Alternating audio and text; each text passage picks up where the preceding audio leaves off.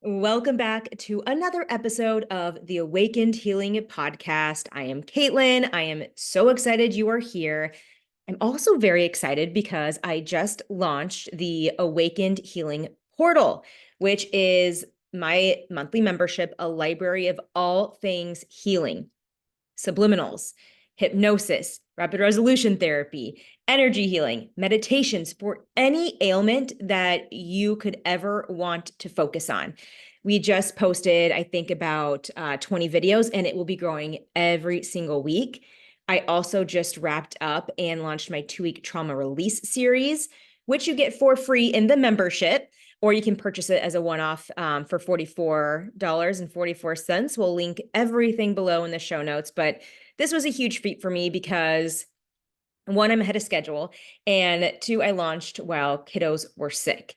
And if any of you parents know out there, when a kiddo is sick, it is very hard to get stuff done. So to celebrate, I think it would be appropriate to deep dive with you into the subject of trauma healing, and to truly understand the impact it has on our lives and in the lives of the ones that love us most, how it gets stuck in our bodies and how we can release it all. I could make hundreds of podcast episodes on trauma. So we'll start here. We'll see whatever questions you have that come up. Let me know so we can work it into another show for you. But processing trauma and releasing it is going to be the difference between having a turbulent life, one that feels like you're trying to go, but you're always hitting speed bumps, or you always have stuff happening to you, or it just doesn't feel flowy. So it's between that, whether the bumps are big or small, and a life that feels easy and flowy and energizing. It's, one that feels just really light and not weighed down by so many burdens and self-sabotage and rocky relationships and pain. A lot of trauma gets stuck in our body, and yes, it causes conscious patterns that we're aware of, but there's a lot of subconscious programming that is created from this that we don't even know exists, that's running our reality right now. And before, we dive into the meat and potatoes, let me back up a little bit and let's get on the same page to just the word trauma in general. What is trauma? When we hear the word trauma, many of us, our minds immediately jump to images of major life-threatening events or disasters. And yes, that can be true. However, the reality is that trauma encompasses a much broader spectrum of experiences. Trauma, in its comprehensive sense, refers to any distressing or disturbing event that overwhelms an individual's ability to cope. And it's very subjective. One person might be able to handle something else while the other person, has a rougher time with it. And, it goes beyond that stereotypical definition of catastrophic incidents. And it includes experiences like, both big and small, that can leave lasting emotional imprints. We think of physical harm, emotional abuse, neglect, or even witnessing distressing events. Could also mean being left out of your friend group, overhearing your mom say something that hurts your feelings, hearing a parent figure constantly making fun of other people, judging other people, or hearing somebody you look up to talk poorly about their bodies, especially when we're kids, because it might be about themselves, but kids take in that energy and they take that in, and we're learning about ourselves through other people. So when we talk about trauma today, we're not just focusing on the extreme cases. We are acknowledging the nuanced and the varied nature of traumatic experiences that many people carry with them. I would say that everybody has some sort of trauma that they are carrying. Trauma can occur in childhood, it can occur in adulthood, and if it's not processed, effects will linger and they can stay. and it shapes the way that we perceive ourselves, perceive others, and the world around us. And our thoughts, which affect our emotions, which affect our relationships and our physical well-being. Trauma can create pain in our bodies. It can alter the way our brain thinks. So it is key. It is key to process your trauma and to understand the subconscious patterns that you are running so that you can just be free from all of it. All right.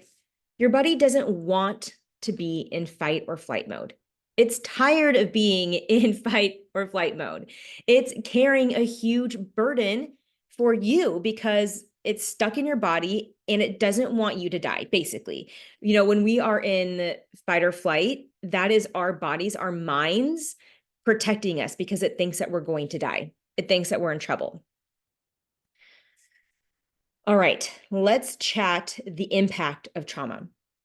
Our bodies and our minds are deeply interconnected. And when faced with a traumatic event, the physiological responses set off a complex chain of reactions.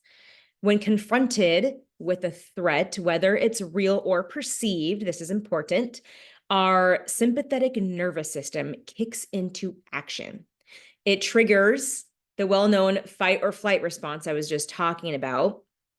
It's this ancient survival mechanism that prepares the body to confront the threat or to flee from it. That's where you get the fight or flight. So when this happens, your heart rate increases. It pumps more blood to the muscles in your body.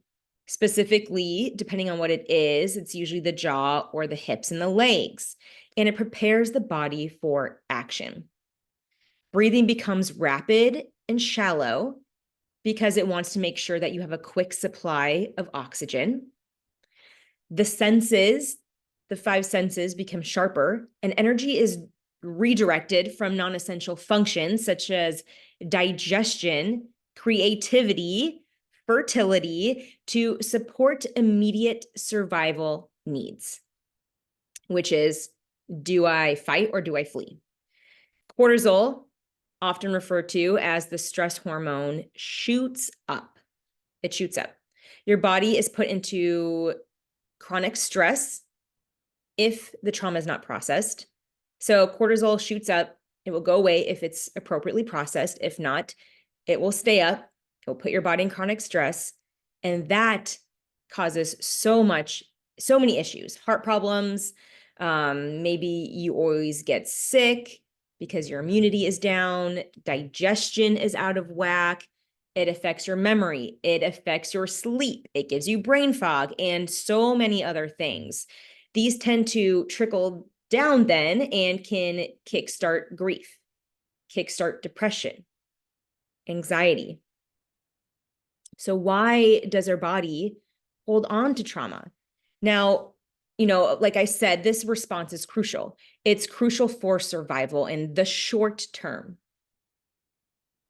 But problems arise, like I said, when it becomes a chronic state due to prolonged exposure to trauma.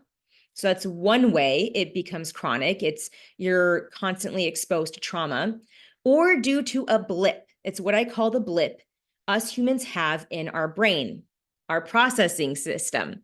So in nature, I'm gonna give you the story about a zebra and a wolf. So a wolf comes and the zebra sees it and the zebra flees. All right. And one would say that the wolf caused zebra to run. However, the way I look at it is that zebra's brain caused zebra to run. The wolf doesn't want to cause the zebra to run. The wolf does not want to scare the zebra because it wants to eat the zebra, and it's easier to catch and eat the zebra when the zebra has no care in the world, does not care that a wolf is 1 foot away from it. So zebra's mind is creating this fight or flight response. However, once the wolf is gone, it escapes the wolf, let's say, the wolf is gone, and an hour later, it's eating grass. And you go up to me like, whoa, man, like that was crazy what I saw between you and the wolf. Like, isn't that scary? The zebra would be like, I have no idea what you're talking about.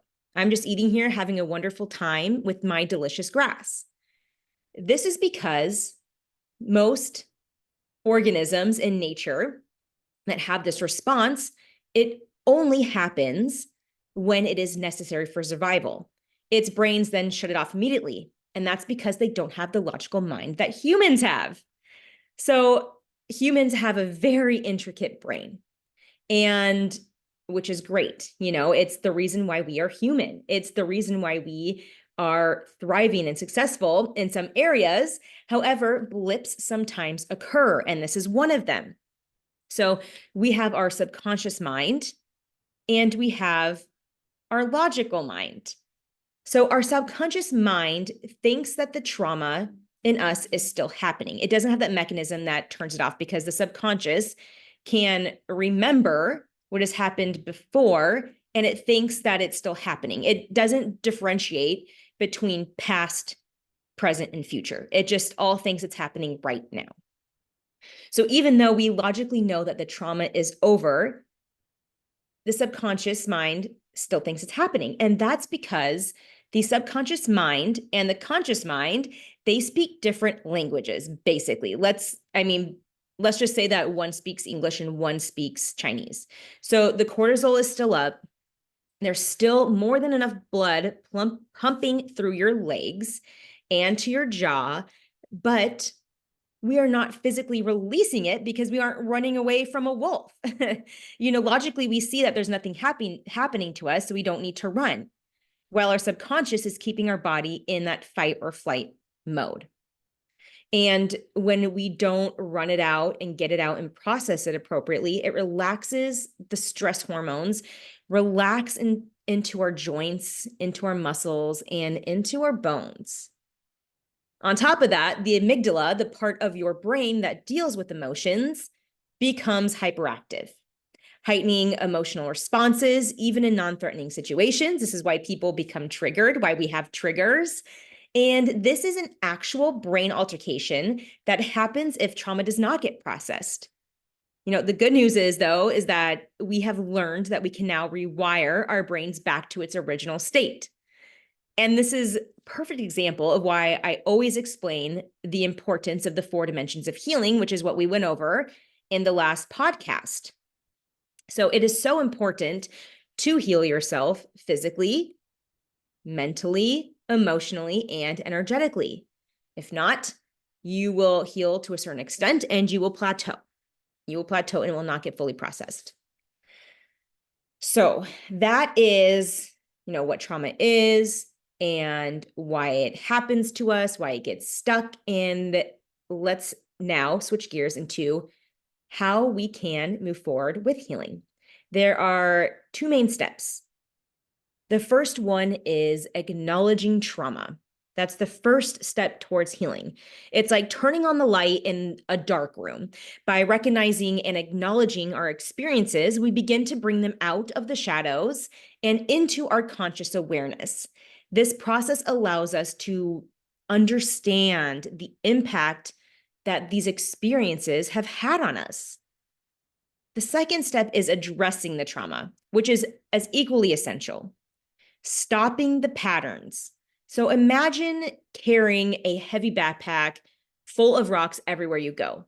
Those rocks represent the weight of unaddressed trauma. As we address and release these burdens, we lighten our load, creating space for healing and space for growth. And we release trauma physically from our body and energetically as well.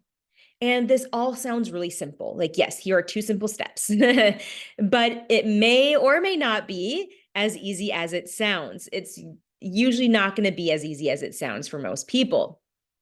Why is that? Well, first of all, how do you actually bring something from the unconscious to the conscious? And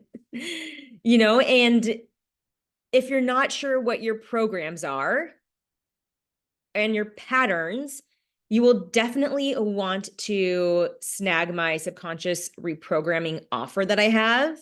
Again, it's at a hugely discounted rate for Awakened Healing Portal members, which is a membership I was talking about. Again, you can also buy it as a one-off, but if you want to go about it on your own, this is what I suggest. It is essential to catch yourself when you are triggered. Again, another hard thing to do, but you'll get triggered and then you might catch it an hour later. That's a step. And eventually you will catch yourself as you're getting triggered before you even have an outburst. So you want to make sure that there is pause to try to really become in tune with what's happening in your body and catch the trigger. So it's essential to catch this trigger. You're going to stay curious about this trigger and ask questions about this trigger. Just kind of get a sense of what's going on. Does it happen often? Is there a certain pattern that's happening? Are there certain people that this is triggering? Am I being triggered by certain people? And what are you protecting? Is there something that you're protecting? Are you protecting a fear that you're going to get rejected? Are you protecting a fear that you're going to get physically hurt? The more you investigate, the more you will start to become aware of repeating patterns. And when you finally understand these patterns, again, an example of a pattern would be, like I said, fear of judgment, fear of abandonment. Anything along those lines will basically tell you what your subconscious patterns are, what your fears are. And then once you know that, then you can physically release it. And that part is hard too, because physically releasing it can be emotional and it can be exhausting. It can be a lot. So always have discernment. Once you acknowledge it, always have discernment and know when to go about it on your own and know when it's time to seek out help, support. So yes, again, very simple, but also pretty hard. But there are so many tools and so many people to help you and to support you. With tools, speaking about tools, let's actually go through a list of modalities to heal trauma. There are so many approaches out there and so many pathways to healing, each with its own unique strengths. But these are my favorite. I'm going to break up my favorites. And this is coming from what I have personally used and the modalities that have been critical and incredibly effective for my own trauma healing and for the trauma work that I do with my patients. I have culled down from this to this of what I work on with my clients.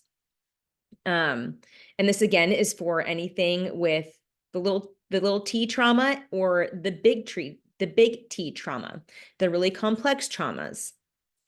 And because I like focusing in on the 4 dimensions, I'm going to break it up into physical, mental, emotional, and energetic healing. So let's go with physical first. Physical modalities would be somatic release, physical movements to release the trauma in your hips, your shoulders, your spine. This is 90% of what my 2-week trauma release series is. So this would be perfect for you if you are looking to release any of that stuck trauma that has settled into the hips and the joints and the muscles. Also under physical would be breath work. Breath work practices focus on conscious control of breath. And that directly regulates your nervous system, which is why it works. So the two, and again, there's so many modalities, but the two that I always work with is I don't even actually know what this one is called, but you breathe in for 3, out for 6, or you can breathe in for 4, out for 8. But you breathe in and exhale for twice as long as you breathed in for. This specific breath work cues your parasympathetic nervous system, and it tells it that you are good on oxygen, that you are out of trauma, you are relaxed. It cues the ability for your brain to relax, basically. The other one is Taoist breathing, which again is in my 2-week trauma series, but it's where you breathe in and then breathe out certain sounds. And each different sound cleanses an organ in your body, which again is so good. It's releasing kind of that gunk that's already in there. this breath work I do every day. And when I tell you that it energizes you and it clears you out, it clears you out. I highly recommend it. That's it for physical. Let's go on to mental. I personally think that mental is the most beneficial because the mental is where you can stop and release the self-sabotage patterns, the subconscious patterns that are running your reality. The first one, rapid resolution therapy. This is my go-to.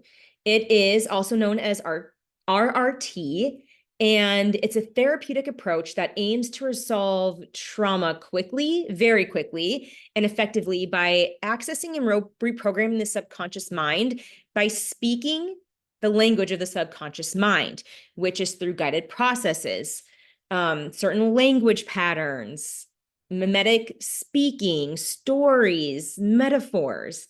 This you will, with RRT, you will see a shift so fast. Definitely within one session for sure.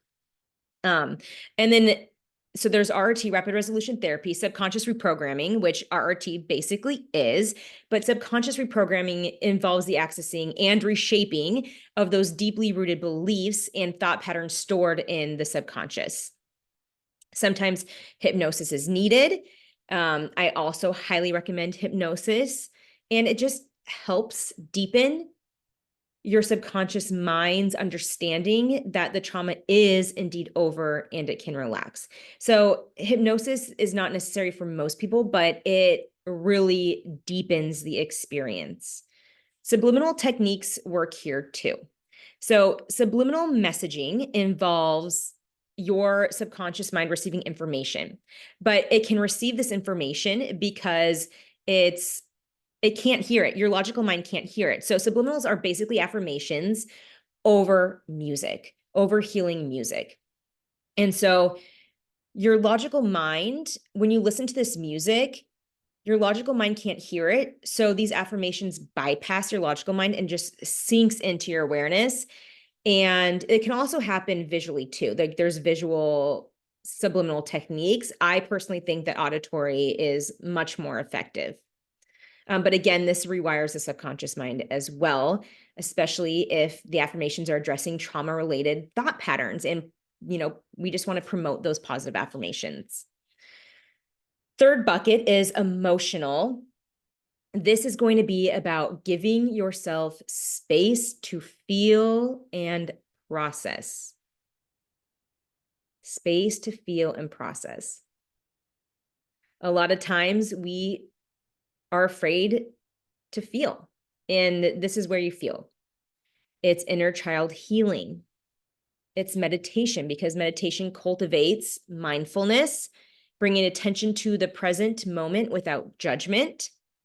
It can also enhance emotional regulation, reduce stress, and create that space for individuals to observe and detach from traumatic memories, or just to be able to hold themselves in whatever it is that they're feeling without judgment. The last bucket is energy healing.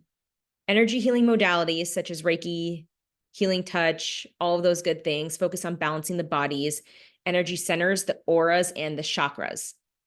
So it finds energetic imbalances and it releases blocked emotions and supports self-healing.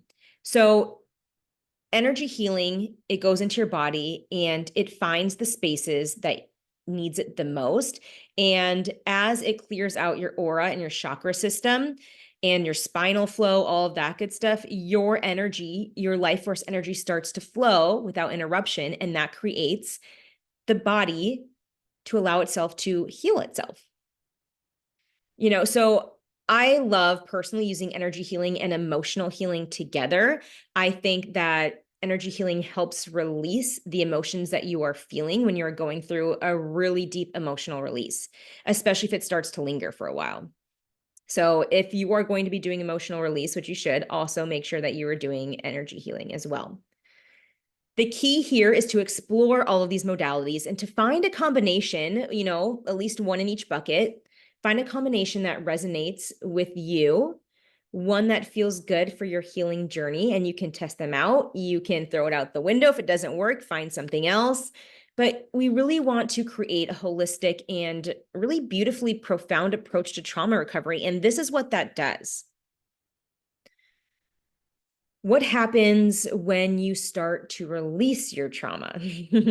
Many of us might already know this, but releasing trauma with rapid resolution therapy, you can actually kind of just like clear it out like that.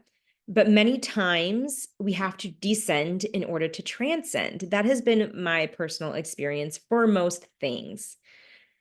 But again, I've seen people come in and honestly, just gaining a different perspective or an outside perspective is very healing in itself and can be very healing very quickly.